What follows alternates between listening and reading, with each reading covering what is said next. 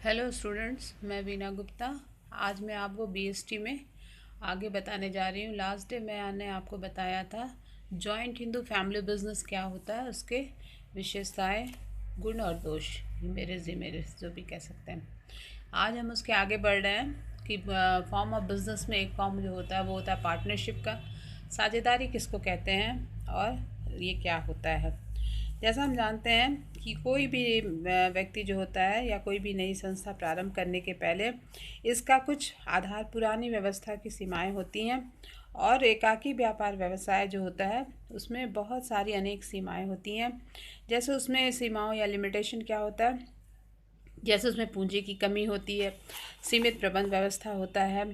फिर उसी तरह से ये सब व्यवस्था के कारण क्या हुआ कि साझेदारी व्यवस्था का जन्म हुआ। एकाकी व्यापार जो होता था उसमें अकेला ही व्यवसाय को स्थापित किया जाता था या फिर बनाया जाता था, जिसमें क्या होता था कि व्यवसाय का विस्तार उतना नहीं हो पाता था और प्रबंधकीय क्षमता जो होती थी वो भी एक लिमिटेड होती थी। साथ में उसमें ऋण भी जो होता था वो बहुत कम मिल पाता था। इस तरह से जैसे जैसे एकाकी व्यापार या उपक्रम कह सकते हैं उसकी सीमाएं जो होती हैं वो इतनी कम थी। उसके साथ साथ क्या हुआ, तब व्यापार के जो लिमिटेशन कम होने के कारण व्यापार का जो विस्तार किया गया। इस तरह से हम देखते हैं कि एकाकी व्यापार को अपने कर्मचारी और बाहरी व्यक्ति की जो व्यवस्था होती है वो साझेदार के रूप में भी सहायता उसको लेने की जरूरत पड़ती थी, क्योंकि अकेले वो व्यवस्था को नहीं चला पाता था।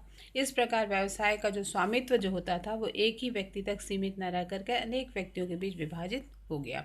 इस प्रकार से कह सकते हैं कि साझेदारी संगठन का जन्म हुआ। साझेदारी आखिर होता क्या है, सबसे पहले हमको ये जानना है कि साझेदारी होता क्या है, पार्टनरशिप किसको कहते हैं। तो साझेदारी का मतलब होता है it refers to that form of organisation in which two or more than two persons willingly join to agree to run some lawful business, या हम कह सकते हैं इसका मतलब होता है व्यावसायिक संगठन के उस स्वरूप से होता है जिसमें दो या दो से अधिक व्यक्ति मिलकर के स्वेच्छा से किसी वैधानिक व्यवसाय को चलाने के लिए सहमत होते हैं। यानी हम कह सकते हैं साझेदारी का मतलब व्यावसायिक संगठन के ऐसे स्वरूप से है जिसमें दो या दो से अधिक व्यक्ति मिलकर के वैधानिक व्यवसाय को चलाने के लिए सहमत होते हैं और व्यवसाय में वे सभी पूंजी लगाते हैं और प्रबंधकीय योग्यता का सामूहिक प्रयोग करते हैं तथा लाभ हानि का आपस में बंटवारा भी कर लेते हैं। ये तो हो गया साझेदारी क्या है, लेकिन इसकी कुछ परिभाषाएं भी हम लोगों को जानना है। जैसा हमने लिखा है इसमें डॉक्टर J.A. शुबिन, उनका क्या कहना है। उनका कहना है साझेदारी क्या होता है वो बताते हैं। Two or more individuals may form a particularly by making a written or oral agreement that they will jointly assume full responsibility for the conduct of a business. यानी हम कह सकते हैं कि दो या दो से अधिक व्यक्ति संयुक्त रूप से किसी व्यवसाय को चलाने का पूरा उत्तरदायित्व अपने ऊपर लेने का एक लिखित या मौखिक समझौता करके साझेदारी का निर्माण कर सकते हैं। ये तो हो गया पार्टनरशिप के जॉन शुबिन के अनुसार। लेकिन ये परिभाषा से हटके भी एक दूसरी परिभाषा है, जैसा हम देख रहे हैं इसमें, वो है इंडियन पार्टनरशिप एक्ट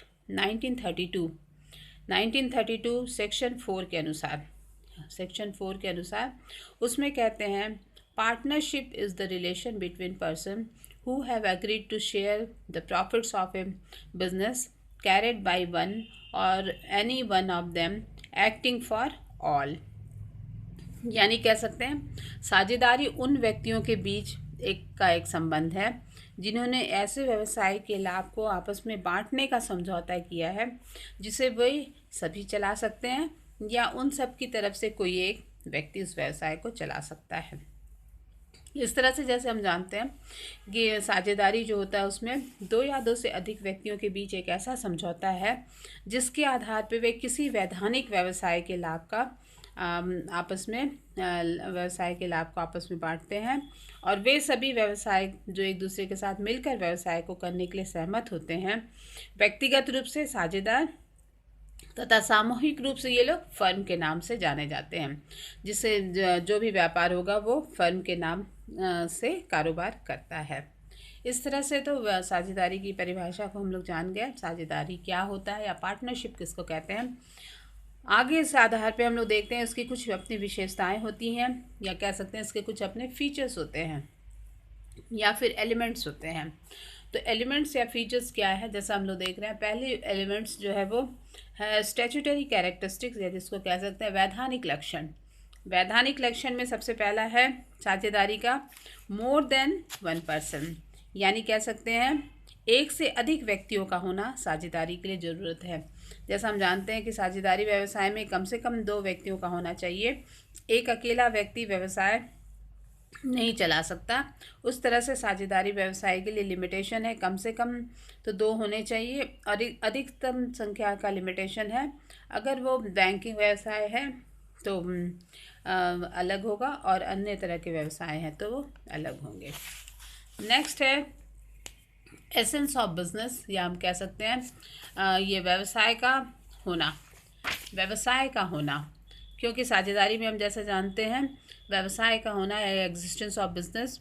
साझेदारी में अगर दोनों व्यक्ति मिलकर के संगठन बनाते हैं तो संगठन में साझेदारी तभी कहा जाएगा जब वो किसी व्यवसाय को चलाने के लिए सहमत होते हैं, और व्यवसाय का वैधानिक होना बहुत ज़रूरी है।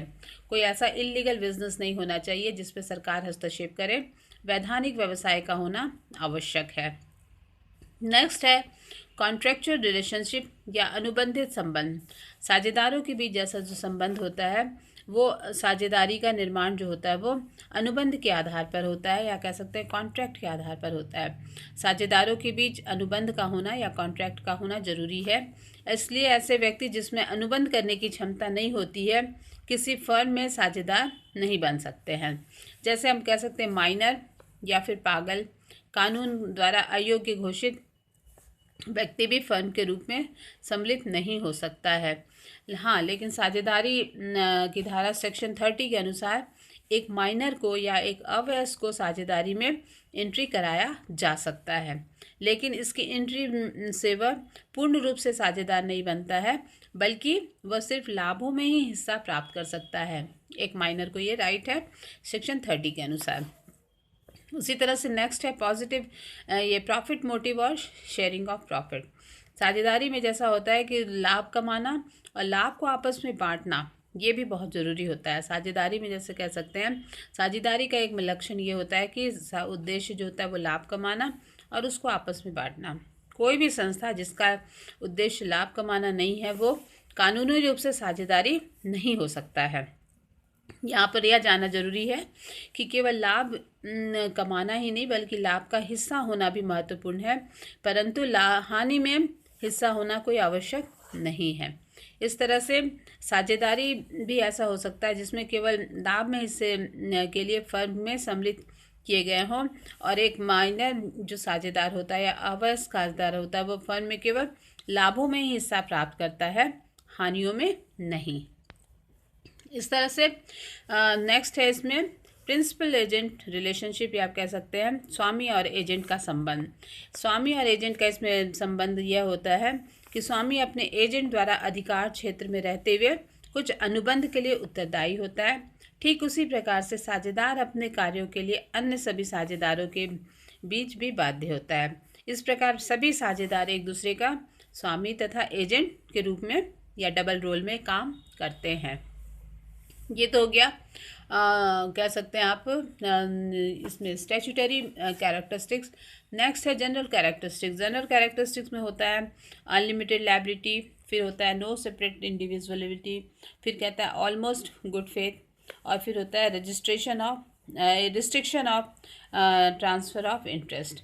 इसमें जैसा हम जानते हैं साझेदारों का जो दायित्व होता है वो अनलिमिटेड होता है, या कह सकते हैं वो असीमित होता है, और दूसरा होता है अपने अस्तित्व को दूसरे को नहीं बांट सकते हैं, या अपने अस्तित्व को वो अलग नहीं कर सकते, वो साझेदारों में जुड़ा रहता है, साझेदार और साझेदारी का।